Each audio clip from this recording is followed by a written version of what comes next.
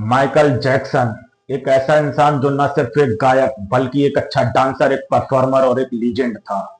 जी हाँ दोस्तों, आज हम बात कर रहे हैं पॉप सिंगर माइकल जैक्सन की। माइकल जैक्सन पॉप म्यूजिक का बादशाह जिसने अपनी कला के जरिए पूरी दुनिया को छू लिया। माइकल जैक्सन का जन्म 29 अगस्त सन 1958 को अमेरिका के इंडियाना प्रांत के एक छोटे से शहर गैरी में हुआ था। माइकल जैक्सन 150 साल तक जीने की इच्छा रखता था, इसलिए वो हमेशा ऑक्सीजन वाले बेड पर ही सोता था। वह किसी से भी हाथ मिलाने से पहले हाथों में दस्ताने पहनता था और पब्लिक प्लेस या मार्केट प्लेस में जाने के लिए अपने मुंह पर हमेशा मास्क पहनता था। माइकल जैक्सन ने खुद की देखरेख के लिए 12 डॉक्टर्स रखे हुए थे, जो नियमित तौर पर माइकल जैक्सन के सिर से लेकर पांव तक पूरे शरीर की जांच किया करते थे। आपको जानकर यह हैरानी होगी कि माइकल जैक्सन का खाना भी पहले लेबोरेटरी में चेक होकर आता था, उसके बाद वो खाना माइकल जैक्सन को खिलाया जाता था। माइकल जैक्सन कुल मिलाकर 9 भाई बहन थे, जिसमें माइकल नंबर 8वें नंबर के थे। माइकल का पूरा परिवार संगीत से जुड़ा हुआ था, इसलिए बचपन से ही माइकल ने डांस में और संगीत में इंटरेस्ट दिखाना शुरू कर दिया था। सिर्फ 6 साल की उम्र में माइकल ने अपने भाइयों के बैंड जैक्सन 5 के साथ परफॉर्म करना शुरू किया। साल 1970 के दशक में माइकल ने सोलो आर्टिस्ट के तौर पर अपना कैरियर शुरू किया था। माइकल जैक्सन को दुनिया भर में तब पहचान मिली जब सन 1982 में एल्बम थ्रिलर आया। इस एल्बम ने पूरी दुनिया में इतिहास रच दिया। ये अब तक का सबसे ज्यादा बिकने वाला एल्बम था। माइकल जैक्सन का मून वॉक डांस मूव दुनिया भर में मशहूर हुआ। ये एक ऐसा स्टेप था जो डांस का एक आइकन बन गया। माइकल जैक्सन ने अपने डांस वीडियो स्मूथ क्रिमिनल में अपने डांस मूव से हर किसी को चौंका दिया था। माइकल जैक्सन ने इसमें 45 डिग्री टिल्ट मूव डांस किया था, जिसको देखकर हर कोई हैरान था, क्योंकि अगर देखा जाए तो एक आम आदमी सिर्फ 20 डिग्री का ही एंगल बना सकता है और जो लोग डांस में माहिर होते हैं वो ज्यादा से ज्यादा 30 डिग्री का ही एंगल बना सकते हैं। लेकिन माइकल के इस कारनामे ने हर किसी को हैरत में डाल दिया। साइंटिस्ट भी इस बात को देखकर हैरान थे कि आखिर माइकल ऐसा कैसे कर सकता है। न्यूरोसर्जन की टीम ने एक शोध कर पता लगाया कि माइकल जैक्सन के इस डांस मूव का राज उनके जूतों में छिपा था। माइकल जैक्सन के जूते डांस मूव करने में काफी सपोर्ट करते थे। माइकल के जूतों का आकार इस तरीके का था जिसके जरिए वो अपनी बॉडी ज्यादा मोड़ने में सक्षम थे। माना जाता है कि उनके जूतों के नीचे ट्रायंगल सपोर्ट था, जिसके जरिए कील से बने धातु में उनके जूते अटक जाते थे, जिस वजह से वे अपनी बॉडी को 45 डिग्री एंगल तक मोड़ लेते थे। हालांकि इसके लिए भी माइकल जैक्सन ने बहुत मेहनत की थी। ये एक आम डांसर के लिए आम बात नहीं है। डांस के अलावा माइकल अपने लुक्स को लेकर हमेशा चर्चा में रहते थे। दरअसल बचपन से ही माइकल जैक्सन की नोज की शेप थोड़ी अजीब थी, जिसके लिए उनके फादर उनकी नोज की शेप और साइज की वजह से उनको हमेशा खरी खोटी सुनाया करते थे, जिसकी वजह से माइकल ने कई बार अपने नोज की सर्जरी कराई। जब माइकल जैक्सन की मौत हुई तब उनके डॉक्टर्स ने यह कंफर्म किया कि माइकल जैक्सन की आवाज को हाई रखने के लिए उनके फादर उन्हें जोल्टी डिले करने के इंजेक्शन लगाया करते थे ताकि उनकी वॉइस सेम रहे। लेकिन माइकल जैक्सन को जब ये इंजेक्शन दिए गए थे तब उनकी उम्र मात्र 13 साल की थी और इन्हीं इंजेक्शनों की वजह से माइकल जैक्सन को काफी हेल्थ इश्यूज आए। माइकल जैक्सन शुरू से ही बहुत ज्यादा काले रंग के थे और उन्हें अपने काला रंग होने से सख्त नफरत थी। वह अपने आप को हमेशा गोरा महसूस करना चाहते थे। माइकल जैक्सन गोरा रंग होने के साथ साथ 150 साल जिंदगी जीने की इच्छा रखते थे। माइकल जैक्सन ने अपने काले रंग को गोरा करने के लिए और अपने चेहरे और नाक की शेप बदलवाने के लिए कई बार कॉस्मेटिक सर्जरी कराई।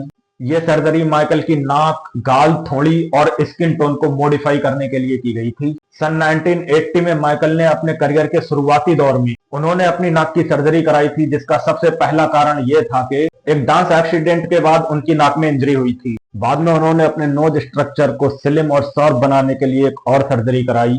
लेकिन ये तो सिर्फ शुरुआत थी, आगे चलकर माइकल जैक्सन को और भी बहुत सारी सर्जरीज का सहारा लेना पड़ा। वहीं सन 1984 के बाद माइकल जैक्सन एक पेप्सी कमर्शियल एड की शूट के दौरान माइकल जैक्सन के बालों में आग लग गई थी, जिससे कि उनके सिर की त्वचा पूरी तरह जल गई थी, जिसके बाद उन्होंने रिकंस्ट्रक्टिव सर्जरी और हेयर ट्रीटमेंट भी कराए। वहीं सन 1980 में उन्होंने अपने गालों को अपलाइट करने के लिए और चिन को सॉफ्ट कराने के लिए भी एक सर्जरी कराई।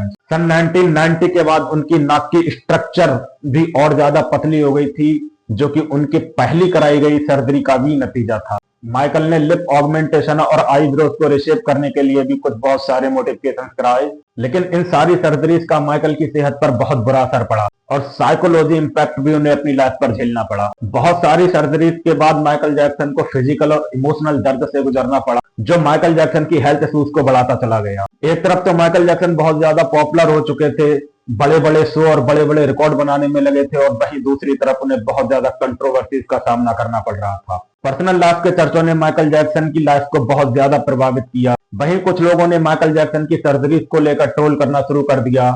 उनका कहना था कि माइकल अपने काले चेहरे को छुपाने के लिए कॉस्ट्यूम सर्जरी का सहारा लेता है, लेकिन माइकल जैक्सन का टैलेंट और उनकी कला इन कंट्रोवर्सी से कहीं ज्यादा बड़ी थी और वो इनसे कहीं ज्यादा आगे निकल चुके थे। बहुत ज्यादा सर्जरी और ट्रांसफॉर्मेशन से माइकल जैक्सन का फेस और बहुत सारी चीजें तो चेंज हो गई थी, लेकिन माइकल जैक्सन को दूसरी परेशानियां होनी शुरू हो गई थी। माइकल को हर वक्त जिस्म में बहुत ज्यादा दर्द रहना शुरू हो गया था, जिसको कम करने के लिए उन्होंने हाई डोज में पेन किलर लेना शुरू कर दिया, और जैक्सन की इस आदत ने उन्हें ड्रग एब्यूज की तरफ ले जाना शुरू कर दिया। और बहुत कम समय में माइकल जैक्सन देखते ही देखते एक ड्रग एडिक्ट बन गए, और उनकी ड्रग एडिक्शन स्टोरी के पीछे लोरनेस डिप्रेशन के साथ साथ उनकी कुछ कंट्रोवर्सी भी थी और कुछ परेशानियों की वजह से, जैसे चाइल्ड सेक्सुअल एब्यूज एलिगेशन और माइकल का डिवोर्स हो जाना और सोनी म्यूजिक से डील टूट जाना। इन सब वजह से माइकल जैक्सन बहुत ही ज्यादा डिस्टर्ब हो चुके थे, जिसकी वजह से माइकल जैक्सन का ड्रग एडिक्शन बहुत ज्यादा बढ़ चुका था और उन्हें बहुत सारे हेल्थ इश्यूज होने शुरू हो गए, जिसमें सबसे बड़ी समस्या थी माइकल जैक्सन को नींद ना आना। अब माइकल जैक्सन को 4 साल का वक्त गुजर चुका था बिना किसी प्रोजेक्ट पर काम किए हुए,